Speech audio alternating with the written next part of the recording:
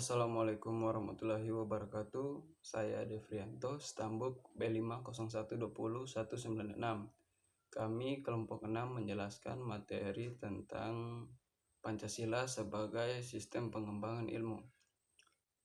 Andaikan para ilmuwan dalam pengembangan ilmu konsisten akan janji ditemukan ilmu, yaitu mencerdaskan manusia, memartabatkan manusia, dan mensejahterakan manusia, maka pengembangan ilmu yang didasarkan oleh kaidah-kaidah keilmuan itu sendiri tak lagi menimbulkan ketegangan antara ilmu atau teknologi dan masyarakat. Seperti yang kita bisa saksikan saat ini bahwa ilmu-ilmu empiris kini telah menempatkan tempatnya secara sentral di kehidupan manusia. Karena dengan teknologi modern yang dikembangkannya dapat memenuhi kebutuhan praktis manusia, ilmu-ilmu empiris ini tumbuh dan berkembang secara cepat melebihi ritme dari pertumbuhan dan peradaban manusia. Ironisnya lagi, ilmu-ilmu ini. Perkenalkan, nama saya Yulite Gracia Tobigo, Stambuk B501201197. Di sini saya akan melanjutkan penjelasan yang telah dijelaskan oleh teman saya tadi, yaitu dalam perkembangan berikutnya, filsafat ditanggalkan oleh ilmu-ilmu cabang yang dengan metodologinya masing-masing mengembangkan spesialismenya sendiri-sendiri secara intens.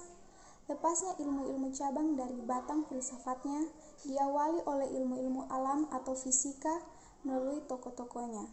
1. Kopernikus tahun 1473 sampai 1543 dengan astronominya menyelidiki putaran benda-benda angkasa.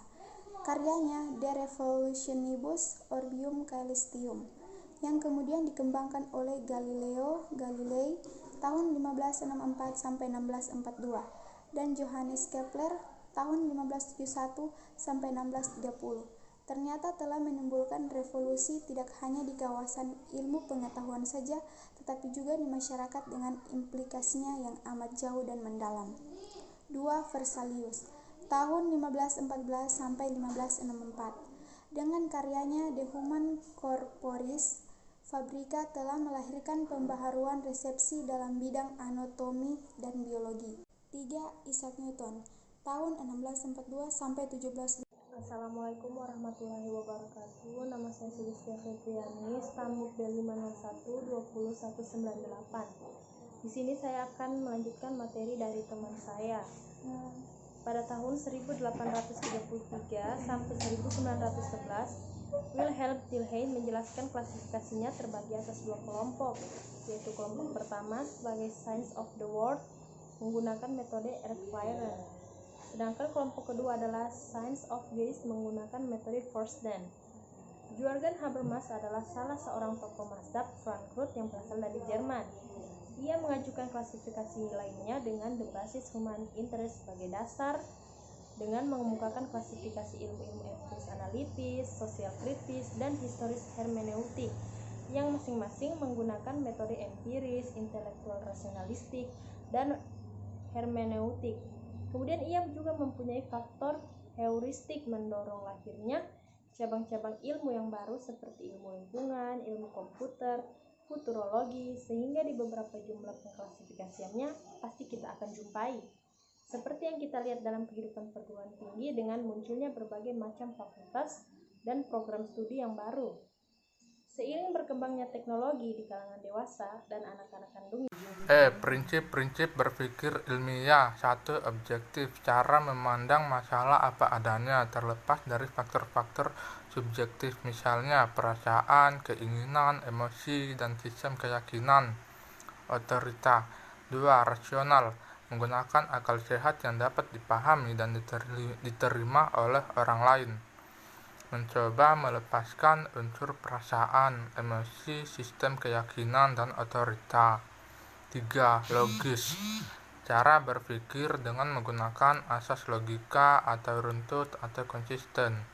Implikatif, tidak mengandung unsur pemikiran yang kontradiktif. Setiap pemikiran logis selalu rasional.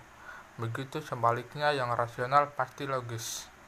4. Metodologis. selalu menggunakan cara dan metode keilmuan yang khas dalam setiap berpikir dan bertindak.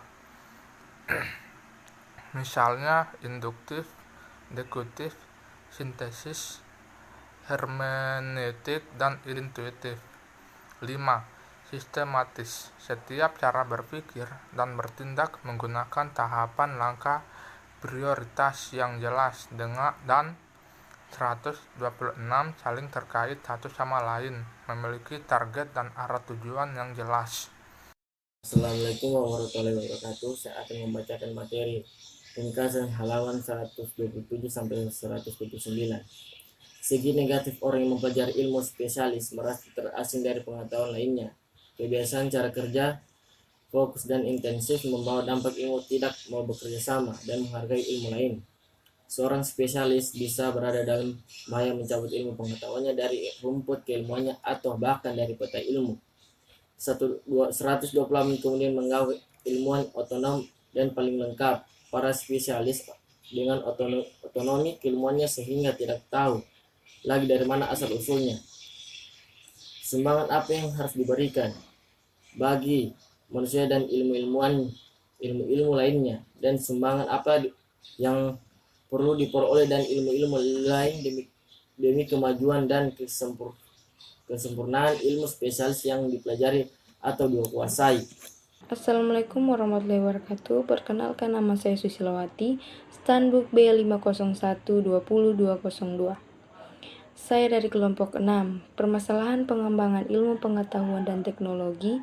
Kalau perkembangan ilmu pengetahuan sungguh-sungguh menepati janji awalnya 2000 tahun yang lalu, pasti orang tidak akan begitu mempermasalahkan akibat perkembangan ilmu pengetahuan. Akibat teknologi pada perilaku manusia muncul dalam fenomena penerapan kontrol tingkah laku, merupakan kemampuan untuk mengatur orang melaksanakan tindakan seperti yang dikehendaki oleh si pengatur. Pengembangan teknologi yang mengatur perilaku manusia ini mengakibatkan munculnya masalah-masalah etis seperti berikut. 1. Penemuan teknologi yang mengatur perilaku menyebabkan kemampuan perilaku seseorang diubah dengan operasi dan manipulasi syaraf otak melalui obat bius tertentu. 2. Pemahaman jilmat tingkah laku manusia demi tujuan ekonomis. Rayuan untuk menghirup kebutuhan baru sehingga bisa mendapat untung lebih banyak. 3. Behavior control memunculkan Assalamualaikum warahmatullahi wabarakatuh. Perkenalkan, nama saya Suratman, Prodi Ilmu Komunikasi, Standbook B501-20203. 3. Beberapa pokok nilai yang perlu diperhatikan dalam pengembangan ilmu pengetahuan dan teknologi.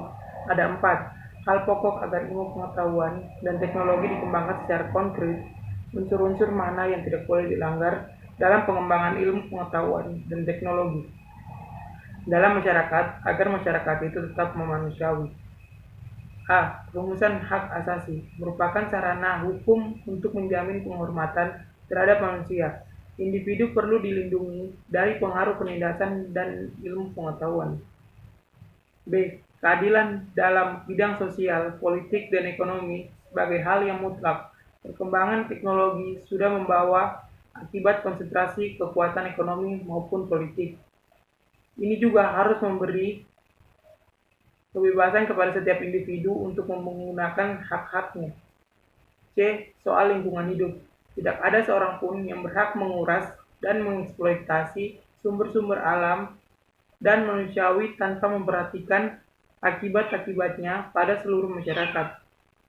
Ekologi mengajar kita bahwa ada kaitan erat antara benda yang satu dengan benda yang ada di alam ini. Sebagai dasar nilai dalam strategi pengembangan ilmu pengetahuan dan teknologi, karena pengembangan ilmu dan teknologi hasilnya selalu bermuara pada kehidupan manusia, maka diperlukan untuk mempertimbangkan strategi atau cara-cara.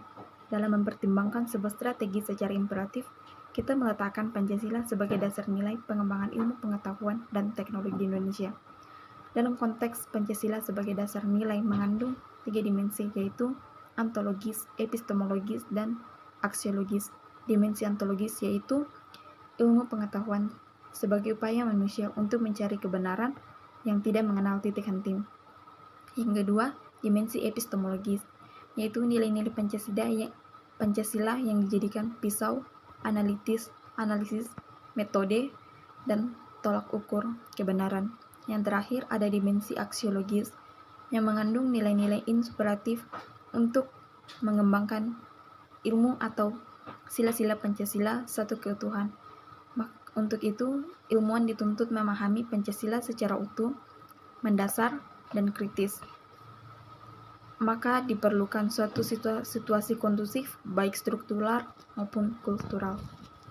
Assalamualaikum warahmatullahi wabarakatuh. Saya Mulia S, nomor stambuk B501-20205. Saya dari kelompok 6. Strategi pengembangan iptek Pancasila sebagai dasar nilai peran nilai-nilai dalam setiap sila dalam Pancasila. Ada 5 sila, yaitu 1. Sila ketuhanan yang Maha Esa, melengkapi ilmu pengetahuan, menciptakan perimbangan antara yang rasional dan irasional, antara rasa dan akal. Sila ini menempatkan manusia dalam alam sebagai bagiannya dan bukan pusatnya. 2. Sila kemanusiaan yang adil dan beradab, memberi arah dan mengendalikan ilmu pengetahuan. Ilmu dikembalikan kepada fungsinya semula, yaitu untuk kemanusiaan, tidak hanya untuk kelompok ataupun lapisan tertentu. 3. Sila persatuan Indonesia, mengkomplementasikan universalisme dalam sila-sila yang lain, sehingga suprasistem tidak mengabaikan sistem dan subsistem. Sila kerakyatan yang dipimpin oleh hikmah kebijaksanaan dalam permusyawaratan perwakilan, itu sila keempat, yaitu mengimbangi otodinamika ilmu pengetahuan dan teknologi berevolusi sendiri dengan leluasa. 5. Sila keadilan sosial bagi seluruh rakyat Indonesia, menekankan ketiga keadilan Aristoteles, yaitu keadilan distributif, keadilan kontributif, dan keadilan komutatif. Peran Pancasila sebagai paradigma pengembangan